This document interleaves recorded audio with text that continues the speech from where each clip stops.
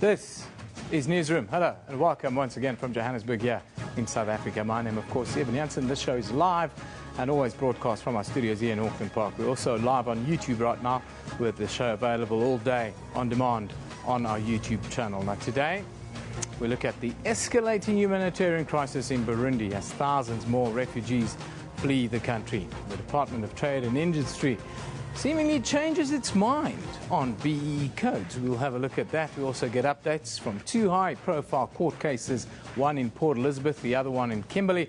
And we close with a look at freeing the airways in Zimbabwe, with Amnesty International releasing a scathing report today. But first, let's get the day's news from Anindoma.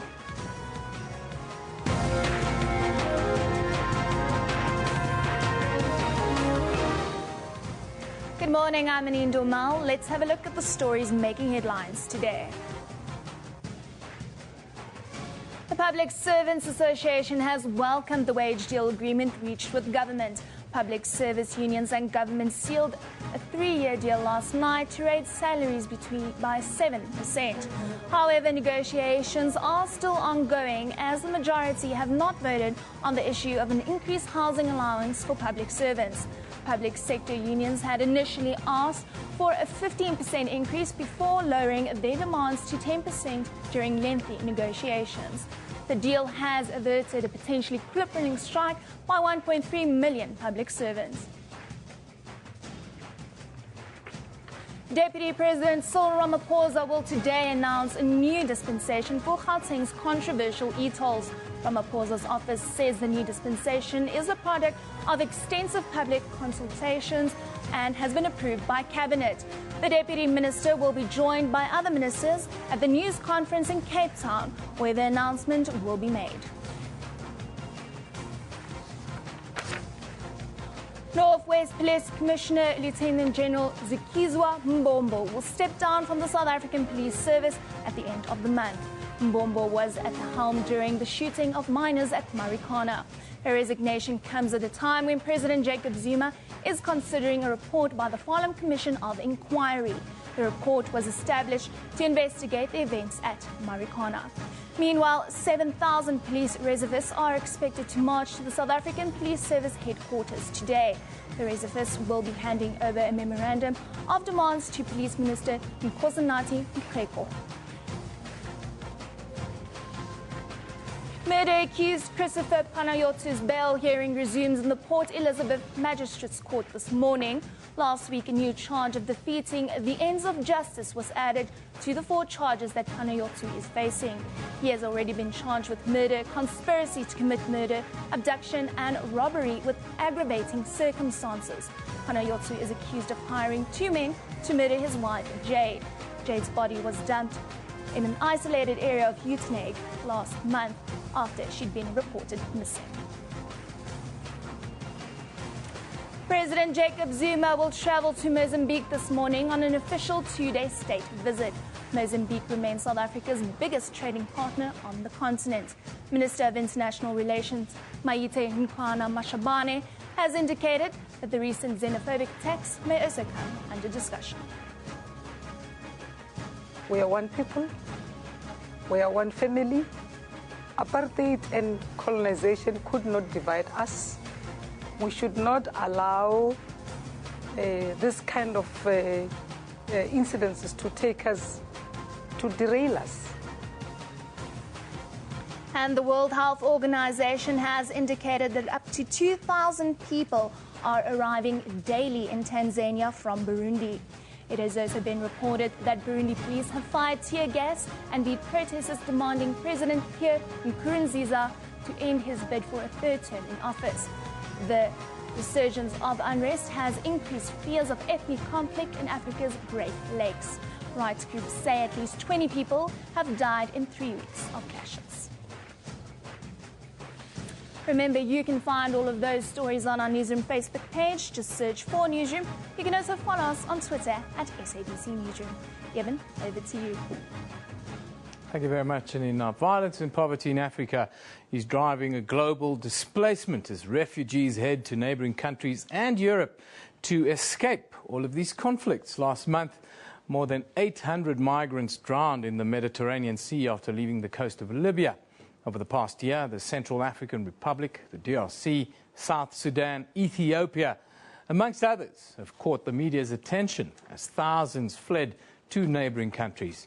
This week, more than 110,000 people have fled Burundi, highlighting the surge in refugees and the concerning situation that the continent is facing. Joining us now from our Pretoria studio is the United Nations High Commissioner for Refugees, Senior Regional External Relations Officer, Tina Gailey. A very good morning to you, Tina. Thank you very much for joining us this morning. Good morning. Thank you for having me. Let's start with Burundi. Yesterday, you guys reported that more than 110,000 people have now fled the country. Tell us, what impact is this mass exodus having on neighboring countries in the region? Yes, that's correct. About 76,000 people have fled into Tanzania, 27,000 into Rwanda, and about another 9,000 into the Democratic Republic of the Congo. These countries have hosted a large number of refugees before, so it's something that they have a precedent doing, but they definitely need the support of the international community to provide the humanitarian and life-saving assistance that's needed at this time. Tell us about the conditions in some of the camps. We've got reports of a cholera outbreak in Tanzania, along with severe diarrhea that's spreading. Is that the case? Yeah, we had reports of about 1,000 cases of watery diarrhea, and about 18 people have died, and that's been confirmed as cholera. So we're treating all the cases as if it is cholera. We've isolated the cases in the camp, and we've tried to disrupt the chain of transmission. We're sanitizing the boats that are bringing the people into the land areas.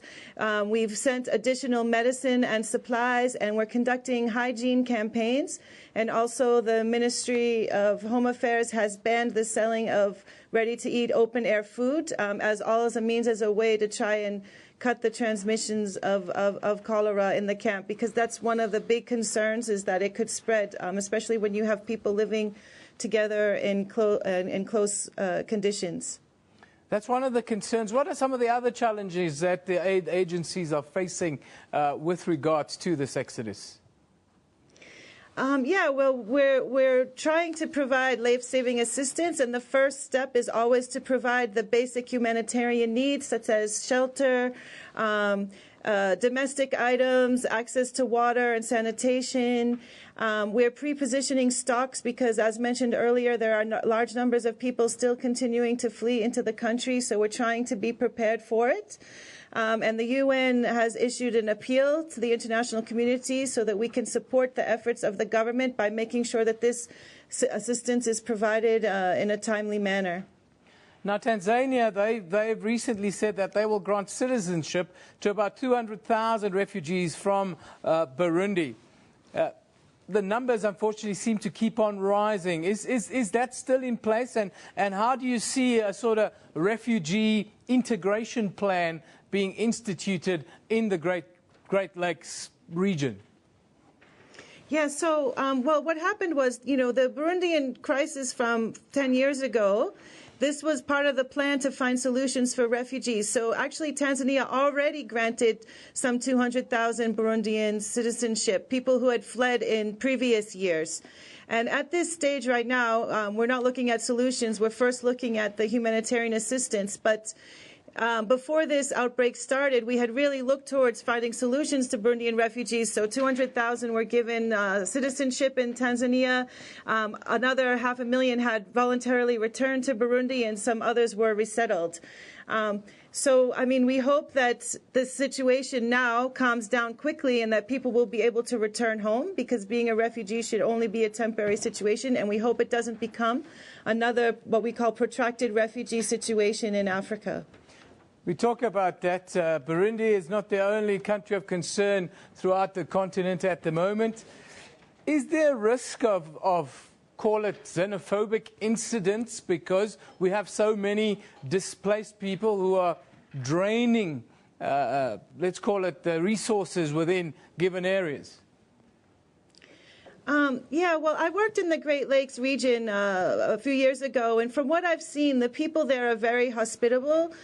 They have received refugees in the past. You know, the people are very close. Like we've said earlier, the borders were established by colonial powers, so people know each other, and they've come back and forth over the years. Also, usually what we try and do is we work on coexistence when we have refugees in the camps, and we try to make sure all the services that might come up in these remote areas also benefit the host population so that they don't necessarily look at the refugees as a burden. Tina, thank you for joining us today, giving us a little insight into the escalating humanitarian crisis, not just in and around the Great Lakes region, but also in other areas of the African continent. Very concerning. We come back home now. The Department of Trade and Industry last week announced new changes in the BEE codes. The changes were based on granting fewer black economic empowerment points to companies that have the black shareholders as community trusts or employees rather than black individuals or black-owned business. A number of companies and legal firms criticized this new approach by the department. As a result, the Department of Trade and Industry has withdrawn its approach to downgrade the ratings of businesses that have concluded broad-based empowerment schemes. Now, today, to talk about the new BEE codes, we are joined in studio by the director at Norton Rose Fulbright, Ishmael Lahar. Good morning, Ishmael. Thank you for joining us. Hi. What do you make of the minister's, some call it backtracking on the original decisions? What do you make of that? So it was an interesting couple of weeks for BEE practitioners. We had the clarification note come out on the 5th of May with the amendment you mentioned, which had met with a lot of outcry from the public. We then had a media statement on the Friday clarifying some comments in that clarification note. Rob Davies was then in a radio interview on the Monday saying he will withdraw the clarification note, and then on the 15th of May we had the revised clarification note come out, which was mostly the same as the original clarification note, but left out that contentious paragraph. Now, unfortunately, it seems the focus on ownership has overshadowed the entire process. But there's also some good news within the new proposition. Yeah, so the revised BEE codes, which came into force on the 1st of May, have put a heavy focus on developing enterprises and developing your suppliers. So really trying to create and assist creating and growing black-owned businesses. So that's real good news for small business and startups, really. Yeah. The other bonus for small business and startups was the automatic BEE levels. So an exempted micro-enterprise, which is a company with an annual turnover of less than 10 million rand, gets an automatic BEE level with a 50% or 100% black-owned exempted micro-enterprise or qualifying small enterprise. You'll also get an automatic BEE level. The current way of scoring BEE points, is it able to elevate previously disadvantaged groups to be owners of businesses, you think? So the BEE codes have measured the economic interest and voting rights in the hands of black shareholders, with extra points going to broad-based groups and people who don't have a portfolio of now in excess of 50 million rand. So it really is additional points for having a broad-based owner, someone who's not just one of the same people owning shares in various companies. The department has reported that in the past there's been mischief that's been created in the name of BEE. How do you think the new codes deal with that? And then also, what would you like to see happen going forward? So the BEE Act, which works with the codes, created a criminal offence of fronting in January this year. The intention of the amendment brought in January this year was also to set up a BEE commission to proactively and reactively investigate fronting. So that's something I really think was one of the greatest things that DTI have done for BEE this year, is to create the central body who, like the Competition Commission, will go out and investigate matters of fronting. Do you foresee any problems with the proposed BEE codes as they stand now? So the biggest problem with the BEE codes as they are now, it involves the sectors. So the clarification note that I mentioned earlier did talk about what's going to be happening in the sectors and the fact they will be aligned with the generic codes by the end of October. But at the moment, we've really got two regimes, one for the generic codes and one under the sectors. The fact that the sectors know that they will be amended by October is great, but how they will be amended is another question. Is there a slight element of maybe business having lost a little bit of confidence now in this process? I think there was a lot of bit of business confidence being lost in the process. The DTI have always had a very broad-based approach to BEE. Some of the amendments to try and make it even more broad-based. The clarification note that came out, however, went back to quite a narrow-based approach and seems to be the DTI trying to balance the broad-based approach of BEE and the black industrialist approach to create individual and black-owned businesses. Well, Ishmael, thank you for joining us today. Director at Norton Rose Fulbright, Ishmael Laher, talking about the new BEE codes. Some say it's been backtracking or a complete somersault on what went on before. Thank you once again. Let's just take a quick look at your tweets. It's on the wage deal agreement between government and public service unions. At SABC Newsroom is where you can interact with us. Tebza says, Kasatu, by agreeing to the latest offer, has sold the working class to the lowest bidder and rendered itself irrelevant, says Tebza. Zanzi Talk says, Kasatu unions, which are the majority, signed the agreement. The protest by those who refused to sign became inconsequential.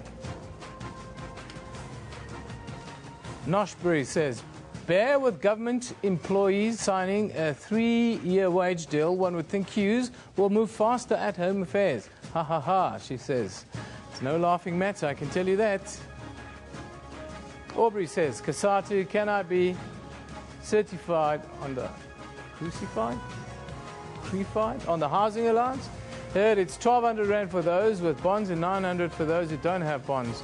What if I'm done paying my bond? Well, then it's, I suppose, money in the pocket, isn't it? Diz says, I wouldn't mind the wage deal. My concern is who's benefiting from the saved cost, individual, government officials, or the state. That one from Odiz.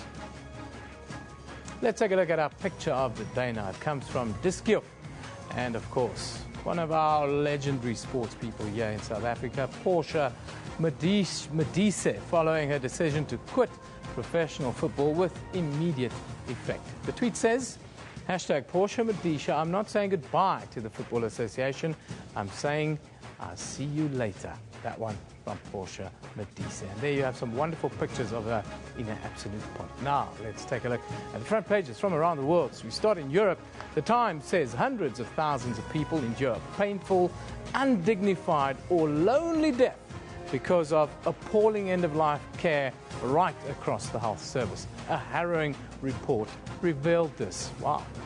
Moving to Australia, the Daily Telegraph reports that 3 Aussie jihadists wanting to return home from the Middle East would be immediately arrested and could face 25 years in jail should they attempt to do so.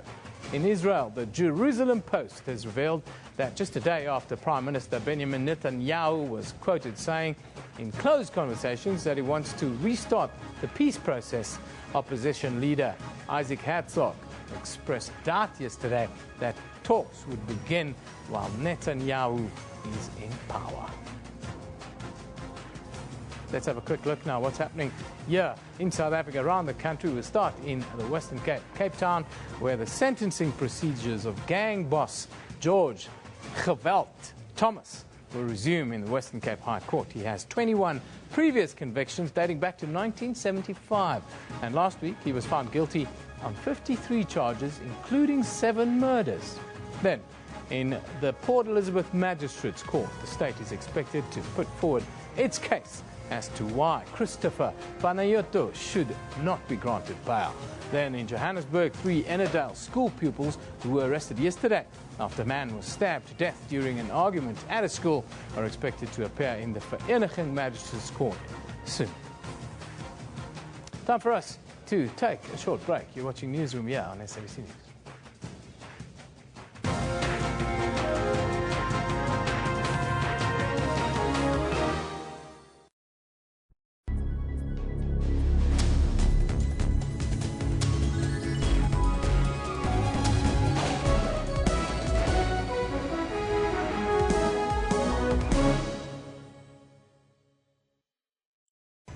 kick off this week's show by seeing how Kenyans are paying tribute to the victims, as well as not only how they've coped, but how they returned stronger after the attacks. Last year, images of the 4-day Westgate Mall attack saturated front pages. In the Democratic Republic of Congo, artists have assembled to celebrate the peace this war-torn country has not had in a long time. No conflict that can't be solved without a conversation.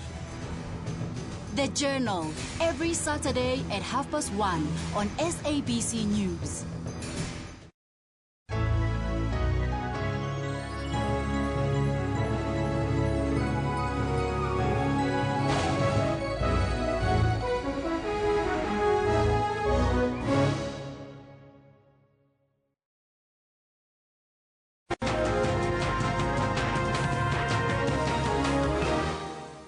Welcome back. This is Newsroom. Murder accused Christopher Panayiotou is back in the Port Elizabeth Magistrates Court this morning for the continuation of his bail application that started last week. More arguments for and against bail are expected to be heard, and picketing outside the court is also expected. Panayiotou is facing 5 charges in relation to the abduction and murder of his wife, Jade, on the 21st of April this year. Now, our reporter Janine Lee is outside the court and she's going to give us a little update. Good morning, Janine. Nice to see you again. Good morning. Nice to speak to you again, Eben. Thought you'd never do so again. Janine, wanted to ask you about, I see there's lots of people picketing outside the court already. It's a case that really has the entire Port Elizabeth watching, isn't it? Wow, Evan, you're so right about that. It's almost like wildfire. It just continues and continues to gain momentum. And the pickets outside the court, luckily, have all been peaceful protests. And this is the scene outside court. I've just come from inside court, and the corridors are filled with women, and they've all got a yellow J on the clothing that they're wearing in support of Jade, and also in support and to say, come on, guys, let's stop this women abuse that is so rife at the moment. And I even heard Reva Steenkamp's mother, June Steenkamp, on radio this morning to say, what is happening? She obviously doesn't want Oscar to get early parole, and she said the abuse of women, it's spiraling out of control. So that's where we are at the moment. But even all eyes on the court this morning, wondering whether or not Christopher Panayiotou will get bail or not. And what's your expectation? What do you think will happen? There's also talk of a 5th charge. Yes, that 5th charge came about towards the end of his bail application last week. They added to the 4 charges a 5th one, defeating the ends of justice. And this refers to his relationship with the bouncer at one of his businesses, who is accused, number 1, and implicated in the murder of his wife. What the state are saying is that Christopher Panayiotou was influential in asking Lutando Siyoli not to give his whereabouts to the police, so they couldn't find him, and also to destroy evidence. So that's 5 charges now that Panayiotou is facing. That's abduction, conspiracy to commit murder, robbery with aggravating circumstances, and now defeating the ends of justice. So some serious charges that he's facing at the moment. Now, there's also a little spanner being thrown into the works. There's a new lawyer going to make an appearance today. We also hear talks about representing the mistress in the whole thing. It's a little bit Hollywood, isn't it? Yeah, it is rather a bit like a soap opera, but it's happening and developing live here in front of our eyes. Yes, Panayotou's alleged mistress, a lady who works at one of his businesses, she's currently been booked off for stress, and she cited the fact that she's been harassed by the police, she's been harassed by the media, and her name keeps coming up when this case is mentioned. So she's got herself legal representation. Dani Gous, we believe, will be in court today in case her name comes up with anything, and he will be representing her best interests in this case. She's not a state witness. That was bandied about yesterday. I can clear that up. Definitely not a state witness, but just got herself legal representation for every time her name does come up. Obviously, there are negative connotations to it, so she's looking out for herself. So we'll have Attorney Dani Gous in court today as well as the legal weights for the state and the defence. And what will be the basis of the state's case? Why are they opposing bail? Well, Eben, what happened last week with with the bail application, the onus is on the defence to say why their client should get bail. So last week, Panayoto's statement was read out by Advocate Terry Price, giving the reasons, and he sort of laid his cards out on the table, so to speak. So now the state will oppose those reasons. I'll be back in court just now to get what they are and the reasons why he shouldn't get bail. But the defence said that he's not a flight risk. He's given in his passport, but there is speculation he may have a Cyprian passport. We're not sure about that, so that's probably going to be one of the reasons that the state is going to argue today. And the defence has said that the conditions in St Albans prison where he is being held is horrific. There's overcrowding. The food is substandard. There's not enough ventilation. So that's also a reason. And also they've said that Panayoto's got businesses in Port Elizabeth that he has to sustain. He's got staff who work under him. They need to keep their jobs. So those are the reasons that have been laid out. Those were laid out last week as to why he should get bail. Now everything's on the state's shoulders to say today why he shouldn't get bail. Janine, thank you very mumuch for that update. Coming to you live outside the Magistrates Court in Port Elizabeth. That is Janine Lee giving us a little update. It's a bail hearing today for Christopher Panayoto. And just to recap, the state will argue shortly why Christopher Panayoto should not be granted bail in the Port Elizabeth Magistrates Court. Panayoto is accused of being the alleged mastermind behind his wife Jade's murder. Christopher Panayoto submitted an affidavit stating that he's not a flight risk and that his defense team is in possession of his passport. He also detailed the condition he's been held in at St Albans prison as another reason to be awarded bail. His defense ended the argument by stating that Mr. Panayoto is a business owner in the Nelson Mandela Metro and that the livelihood of 60 people working for him is negatively affected by his absence. Panayoto has been in custody for more than 2 weeks now after his arrest in Uitenhage last month. A new charge of defeating the ends of justice was also added to the charge sheet. He is also facing charges of murder, conspiracy to commit murder, abduction and robbery with aggravated circumstances. The other two suspects in the murder, Luthando Siyoli and Sizwe Zakhe Zonke, are due to appear in court on the 19th of June. Siyoli, a bouncer at a nightclub owned by Panayoto, is believed to have turned state witness. Lerato Tipa, SABC News, Port Elizabeth. Now, the defence in the trifecta trial has told the Northern Cape High Court in Kimberley that there was no corrupt relationship between the late Cyril Breda and the late Yolanda Botha. ANC Northern Cape Provincial Chairperson John Block, Alvin Burtis and businessman Christus Skoltz are facing charges of fraud, corruption and money laundering related to government building leases involving millions of rands. Botha and Breda also face the charges, but they have been dropped. Judgment is also expected by the end of this week. Let's go to Ulrich Hendricks, who is courtside this morning, to give us a little update. Good morning once again, Ulrich. Hi, good morning, Eben. Ulrich, give us the latest. What happened yesterday and what do you expect today? Well, yesterday morning, the state concluded its final argument, saying that they've proved beyond a reasonable doubt that Block Burtis and Christus Skoltz should be found guilty of corruption, money laundering, fraud, and corruption. Then it was the Defence Council. They took actually faster than we expected. Jabsel here, you'll remember him from the Celebi trial, acting on behalf of Block and Burtis, then argued that there are various discrepancies. Number one, that the state failed to prove that shares were paid over to the trust of Alvin Burtis. That was one of the payments that the state alleged that Burtis got, and which will then lead to corruption, to corruption charges.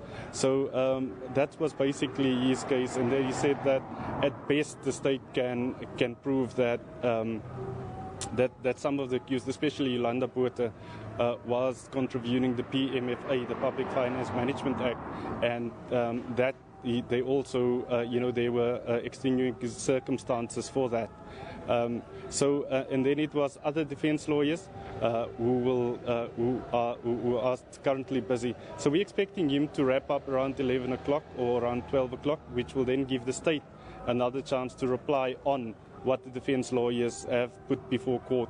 So we're looking at possibly by the end of today that final arguments will be done and dusted. Then of course it's up to the judge. She's got the prerogative to basically take a couple of minutes and then come back with the judgment, or she can likely postpone it. Like you said, the case has been put down until Friday, but it will definitely depend then on the judge on where she or what she will likely want to do.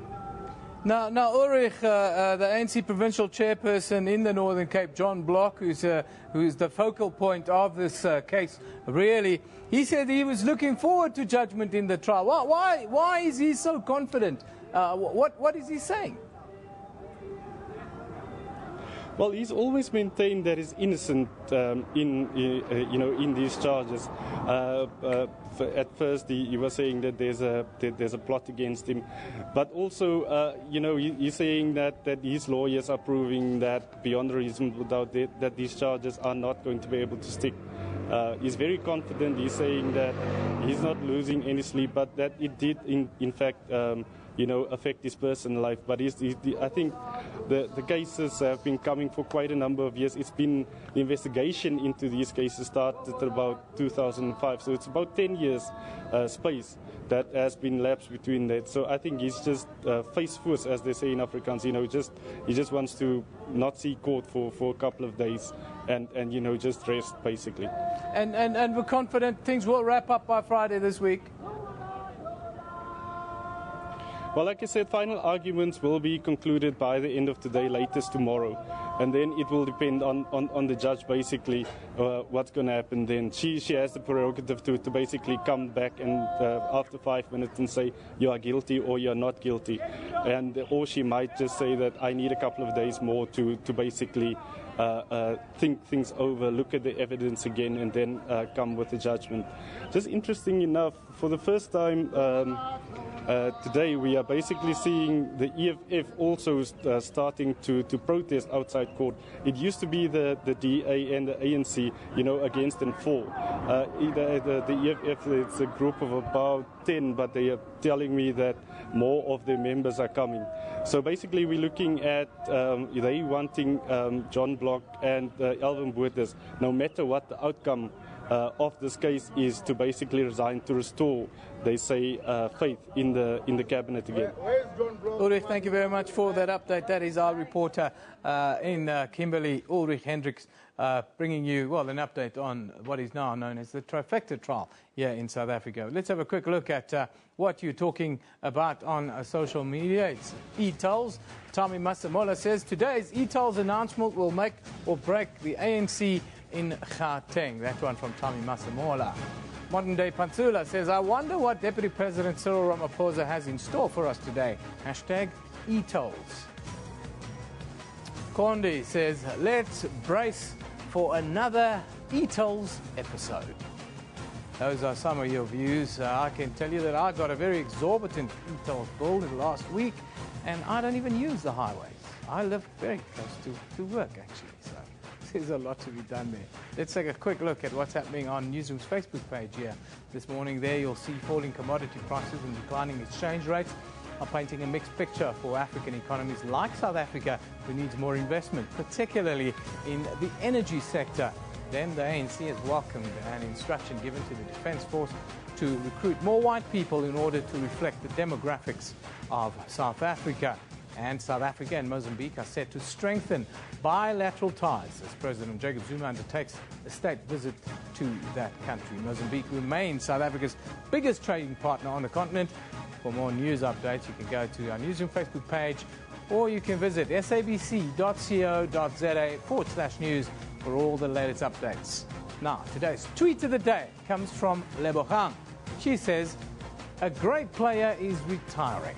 Thanks to hashtag Portia Modise for all the great goals, the love for the country. Glad that she will still be involved. Yes, she says it's not goodbye, she's just moving on. Now, before we take the next break, the Pan-African Parliament, currently sitting at its headquarters in Midrand here in Johannesburg, continues this morning. Peace and security on the continent is expected to dominate the discussions there. The current situation in Burundi and South Sudan will come under focus on Monday. Outgoing PAP President Bethel Amadi presented the Parliament's activity report for the period between October 2014 and May 2015. Two members on the podium is the chairperson of the African Union of Peace and Security, giving an overview on peace and security on the continent. Let's go to Midrand for a quick update. And 25 legislative elections. These elections will represent a major step in the process of consolidating representative democracy embarked on by the member states following the historic declaration of July 1990 on the fundamental changes in the world and its consequences for Africa, which was adopted by the 29th Ordinary Session of the Assembly of Heads of State and Governments of the African Union Organization. The popular uprisings of 2011 in North Africa attest to the continuous aspiration of the African peoples for the strengthening of democracy and the promotion of rule of law. The Peace and Security Council remains actively seized to the issue of elections within the framework of its mandate, the prevention of conflicts, and of its responsibilities in the follow-up of the democratization process on the continent. During its 335th meeting held on 13 February 2013, the Peace and Security Council noted that holding elections under peaceful conditions is a clear demonstration of the commitment of member states to respect the principles of the African Union as contained in the African Charter on Democracy, Elections and Governance, adopted in 2007, which came into force in 2012. Honourable Member of the Pan-African Parliament, I wish to conclude by observing that we have recorded progress in some conflict and crisis situations. However, over still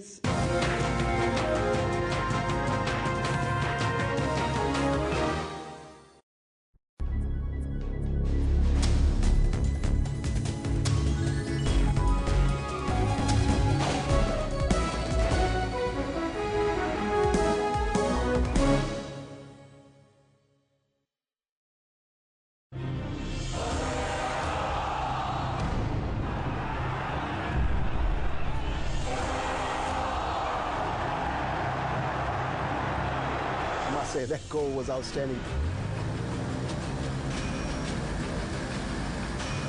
Made so much dust that I couldn't see and I hit a stone and we had a puncture. Catch all these and more every day on Sports Live at 8:30 p.m. on the SABC News Channel.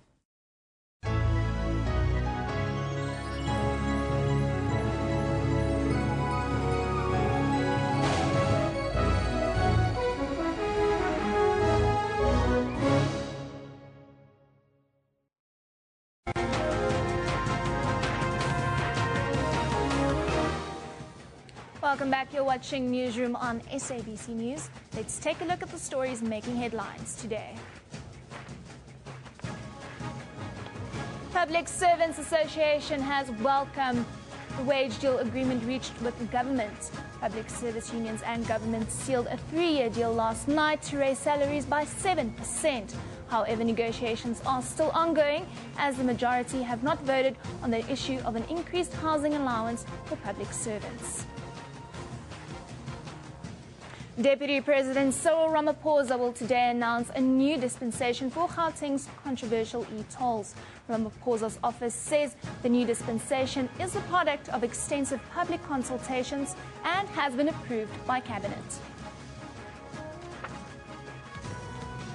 And murder-accused Christopher Panayotu's bail hearing resumes in the Port Elizabeth Magistrates Court this morning. Last week, a new charge of defeating the ends of justice was added to the 4 charges that Panayotu is facing. He has already been charged with murder, conspiracy to commit murder, abduction and robbery with aggravating circumstances. Panayotu is accused of hiring 2 men to murder his wife, Jade. Remember, you can find all of those stories on our Newsroom Facebook page. Just search for Newsroom. You can also follow us on Twitter at SABC Newsroom.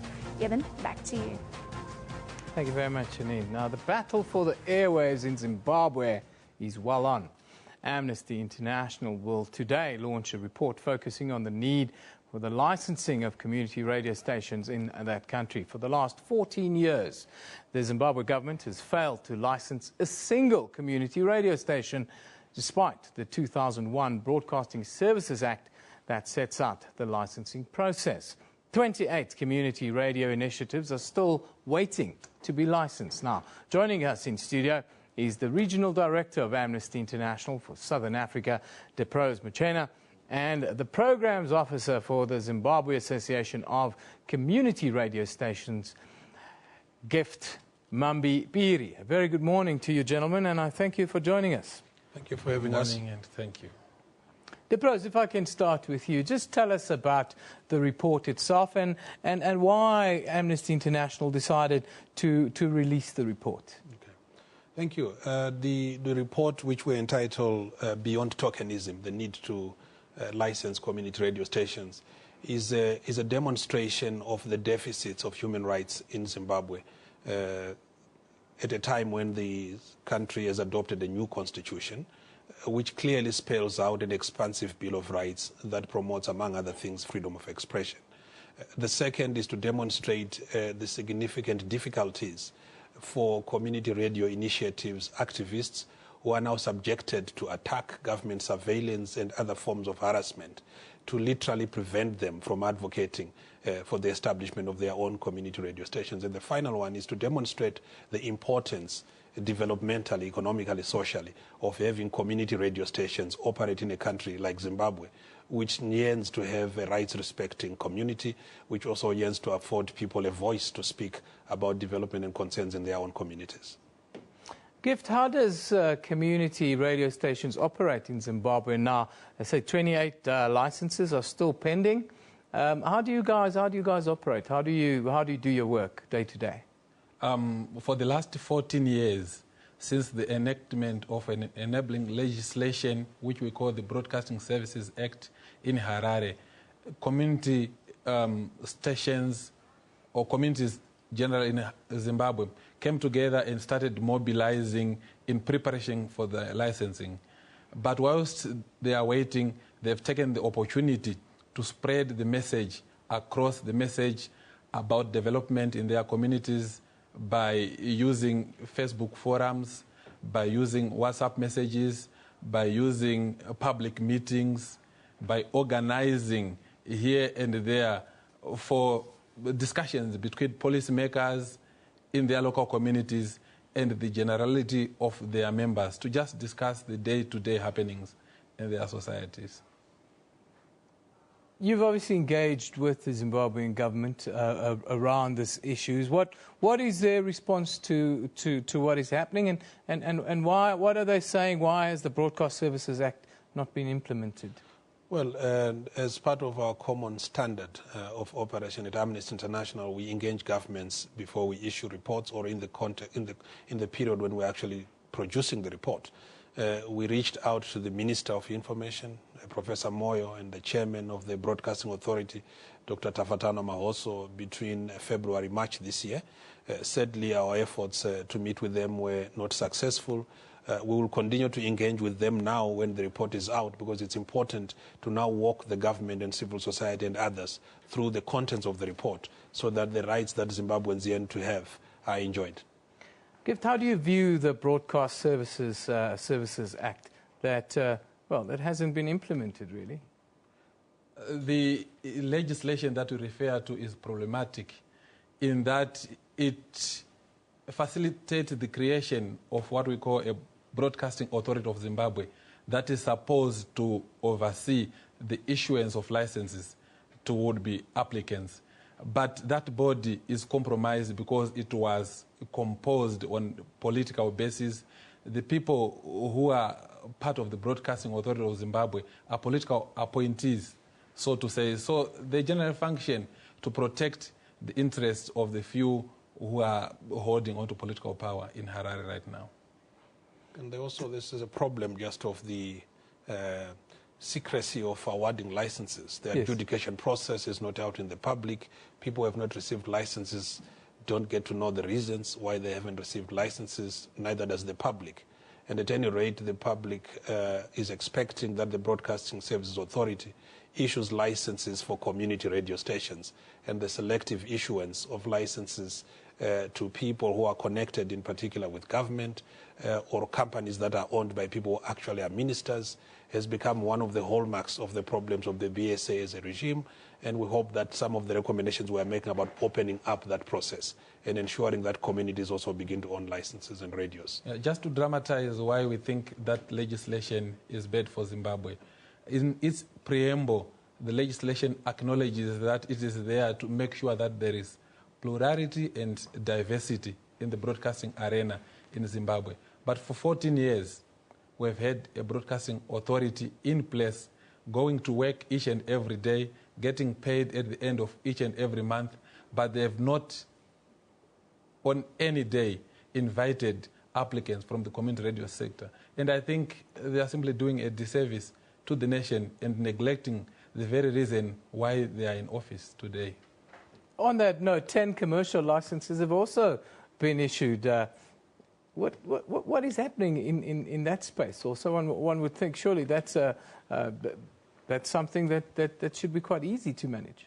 Yes, we take note of the commercial licenses that have been issued to practitioners in the sector, at least I think about 10 of them in March this year. But these are profit-driven commercial radio stations. What we're talking about are community-based initiatives. But if you dissect who has actually received those commercial radio stations, you'll agree with Gift's analysis that it tends to be people who are connected with the state in a very serious and close way. And the communities that are represented by the 28 radio stations remain waiting 14 years on. And I think it's now time to open up the sector, to allow people to use community radio stations far away from the capitals to debate development, rights, and other things that matter for communities. In conclusion, is there any other platform that you can take this matter, you can escalate this matter, take it forward, other than just releasing a report and having sort of press conferences outside the borders of the country? No, this is just this is an ongoing initiative for the campaign of freedom of expression in Zimbabwe. We are talking to you because we believe you are an important media outlet to speak not only to Zimbabweans here but also to the region, because these are also regional and continental issues. But clearly inside the country, Zakras, our partner, and ourselves are going to be campaigning for the licenses from here on. Well, gentlemen, I thank you for joining us. We've run out of time. We're talking about freeing up the airwaves. Community radio licenses have been pending for more than 14 years in Zimbabwe. None of them are operational. Also, 10 commercial radio licenses. Gentlemen, thank you once again for joining us and joining us here at SABC News on Newsroom this morning. Thank you. Thank you very much. Let's just take a quick look at your tweets. Of course, it's at SABC Newsroom. Now, Bafana superstar she is, Portia Modise. Her wish, among other things, is to create 10 more Portia Modises within our national teams. Yes, if we did that, we'll be well ranked in the top 5 in the world. Multiple nominees says, so sad to see a brilliant international career come to an end. Thank you so much, Portia Modise. What an inspiration. Yes, a fantastic example she's been of professionalism and quality. Speechless says, how will Banyana be like without Portia Modise? That is the million-dollar question. Speechless. Rory Sang Mapereka says, I hope Portia Modise has somehow sorted by suffer for income generation. She just can't be left like that. A heroine indeed. Yes, Rorisang, she's already indicated that she's not lost to football at all. She will be involved in South African football in some sort of capacity, so it's not goodbye, it is see you soon. That is in her very own words. The lady you see there on your screens, probably our greatest footballer, female footballer that is, of all time. That's where we wrap it. Newsroom is broadcast live from our studios in Auckland Park, Johannesburg, every weekday morning between 9 and 10 a.m. Don't forget, we're also live on YouTube. We stream there with the whole show available all day on demand on our YouTube channel, so you can watch it anywhere, even in the office. This is SABC News. You've been watching Newsroom. We love it in the morning.